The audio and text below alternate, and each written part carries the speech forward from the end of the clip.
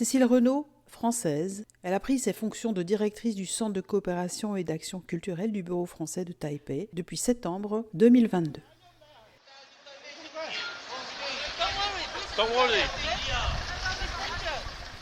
J'ai fait un sac de survie assez rapidement. Peut-être parce que dans les premiers jours où je me suis installée à Taïwan, il y a eu un tremblement de terre assez puissant. Et à l'époque, j'habitais au 18e étage dans un appartement avec beaucoup de cloisons en bois. Et en pleine nuit, j'ai eu vraiment l'impression que tout allait s'écrouler, ça grinçait, ça tremblait. Et je me suis retrouvée complètement démunie. C'est-à-dire je savais, bien sûr, tout le monde m'avait dit, il y a des tremblements de terre, etc. Mais je me suis aperçue que je n'avais pas du tout réfléchi à qu'est-ce qu'il fallait faire.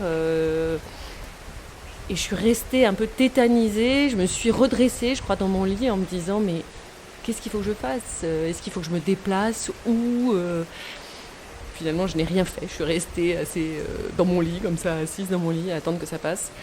Et donc je me suis dit, où faut-il se mettre ? Repérer un coin de maison dans lequel peut-être les murs porteurs. Alors où sont-ils dans une tour ? C'est pas évident. Savoir est-ce que finalement il faut garder une porte ouverte, fermée, etc. Donc j'ai commencé à me renseigner. On a eu, nous, à notre arrivée, une formation à la sécurité. Et le formateur nous avait dit qu'il fallait constituer ce sac. J'ai fait un sac à dos un peu minimaliste. Alors, je constate, avec étonnement, mais en même temps, ça me paraît assez logique, que j'ai mis le livre que j'emporterais sur une île déserte si jamais j'étais amenée à rester sur une île déserte seule. C'est-à-dire que j'ai cette idée depuis très longtemps, après avoir lu Fahrenheit 451, qu'il faut même être capable d'apprendre par cœur un livre. Donc, je constate qu'il est là. Donc, c'est Orlando, de Virginia Woolf. Qu'est-ce que j'ai mis comme photocopie ? Pièce d'identité. Coordonnées du compte en banque. Donc, visa, sûrement. La liste des shelters, donc des refuges. Une trousse de secours, ça c'est très important. Ça, c'est très bien, je suis très très fière de la trouver là. Un couteau. Des lingettes pour bébé. Alors, ensuite... un café moulu. Des masques, donc c'était l'époque où il fallait encore porter des masques. Une petite pochette avec une brosse à dents et un dentifrice. Une petite pochette avec une brosse à cheveux. Une petite pochette avec un savon. Et là, donc, ce sont les fameux sacs peut-être pas extrêmement étanches, où l'on trouve d'ailleurs des dollars américains. 3 dollars américains. Donc, effectivement, bon. Voilà, ça c'est l'idée. En fait, ce qui m'a paru important dans la confection du sac, c'était de participer. On a fait le tour du sac, d'après ce que je comprends. Si on doit partir de son appartement en urgence, on doit aller vers les shelters. Or, on nous a expliqué que dans les shelters, il y aura vêtements, nourriture. Alors ça, c'est très important. Un sifflet. Si on est sous les décombres, on est chez soi. Et donc, à quoi bon avoir un sac à dos ? J'ai découvert récemment qu'il y a des choses qu'il faudrait mettre. Alors, peut-être c'était indiqué, je l'avais pas vu, non pas dans le sac à dos, mais sous son lit. Parce que si on est pris par un tremblement de terre en pleine nuit, donc il faudrait même finalement enfermer dans ces petits sifflets dans plusieurs pièces, si on voulait être complètement cohérent.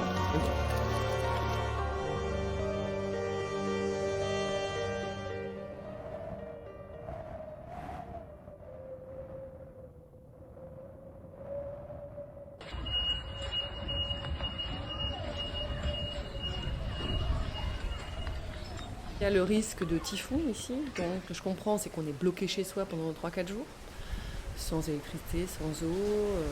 Donc, alors en général, je pense qu'on le sait quand même 2-3 heures avant, donc on doit pouvoir faire les provisions. Ça doit être stressant de par la longueur en fait. Faire quelque chose qui dure 3 jours, c'est peut-être... le tremblement de terre,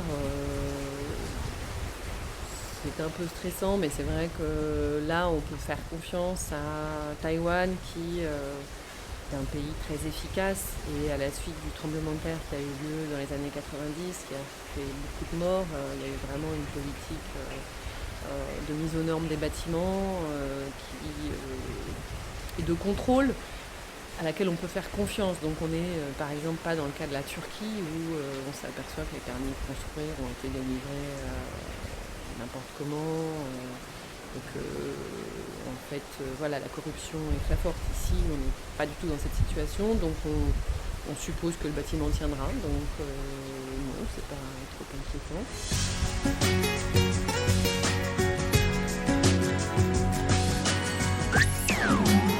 Vous êtes en compagnie de Radio Taïwan International. Quant à un risque évidemment d'invasion par la Chine, je pense que nous, on est très protégés. Je trouve même que j'aurais mauvaise grâce à être inquiète, puisque voilà, on sera les premiers à s'en sortir. 统一是历史大势，是正道；台独是历史逆流，是绝路。我们不承诺放弃使用武力，保留采取一切必要措施的选项。针对的是外部势力干涉和极少数台独分裂分子及其分裂活动。 Pacifique, mais inéluctable. La promesse de Xi Jinping de réunifier Taïwan avec la Chine tient tout autant de la menace. Il y a quelques mois, il y a une couverture du Point qui présentait un hélicoptère au-dessus d'une île, je crois, et on avait vraiment l'impression que ça y était, on était un peu Apocalypse Now. Donc ça, évidemment, c'est un ressenti en Occident qui n'est pas du tout le ressenti ici. Je pense que quand on est loin, on ne se rend pas du tout compte. Et alors bien sûr, ça va être fabriqué par les discours politiques, mais je crois que même les journalistes qui essayent de faire correctement leur travail peuvent, sans s'en rendre compte, dramatiser les choses en fait. Parce que... alors d'ailleurs, peut-être que c'est parce qu'ils ont plus de recul. France 24, votre regard sur le monde. Liberté, égalité, actualité. Récemment, on avait un visiteur du ministère des Affaires étrangères qui nous demandait, quand on discutait du contexte général, il nous demandait est-ce que vous ne pensez pas que vous êtes atteint par le syndrome de Stockholm ? C'est-à-dire que finalement, ça pourrait aussi être nous, ici, qui avons perdu cette clairvoyance. En fait, de toute façon, c'est toujours très difficile d'arriver sur ce genre de conflits de civilisation, d'avoir une vision claire. Et bien sûr, il y a en plus tellement de propos qui relèvent de la propagande qui sont en jeu que voilà, comment peut-on vraiment savoir ? Ce qui est certain, c'est que les Taïwanais, en tout cas voilà, dans la presse, dans les conversations du quotidien, ne vont pas avoir ce ressenti, en tout cas ne vont pas exprimer ce ressenti. Après, je pense qu'il faut être assez prudent aussi envers ce qui est exprimé soit par les dirigeants politiques, soit dans les médias, soit dans les conversations de comptoir. Parce qu'il est certain que la présidente de la République a une attitude qui consiste à ne pas mettre d'huile sur le feu et à ne justement pas donner raison d'une certaine manière à la propagande chinoise. C'est-à-dire que l'été dernier, au moment de très fort activisme de la Chine, elle a gardé vraiment une attitude très modérée. Je me dis que c'était une manière de ne pas faire plaisir à la Chine au sens où finalement une panique aurait montré qu'ils avaient le pouvoir, quoi. Donc c'est une manière de résister aussi, de garder son calme, etc.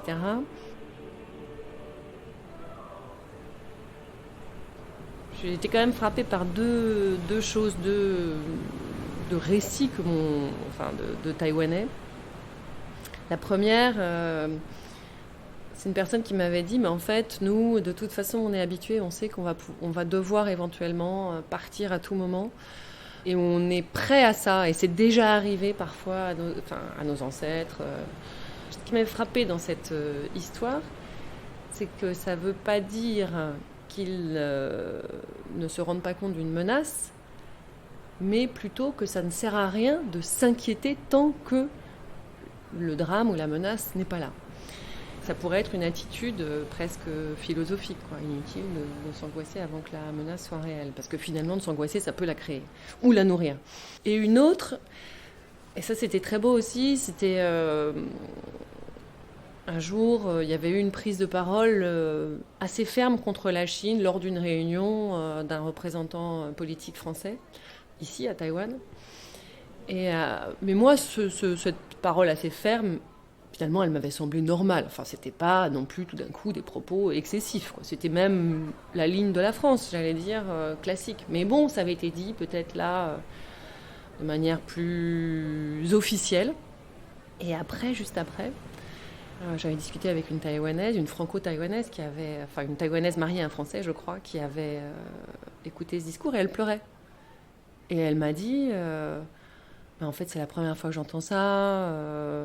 Et c'est quelque chose que j'attends, on a besoin d'être soutenu et il faut qu'il y ait plus de gens qui nous soutiennent, qui soient avec nous. Et donc le fait de l'avoir pleuré dans un moment plutôt officiel, je me suis dit, en fait, il y a une angoisse. Mais simplement, justement, peut-être que la terre serait une forme de pudeur ou au contraire, la conviction qu'il faut que les gens nous aident sur le principe et non pas pour nous rassurer ou parce qu'on serait fragile. Taïwan rappelle au Honduras l'échec de l'initiative chinoise, une ceinture, une route.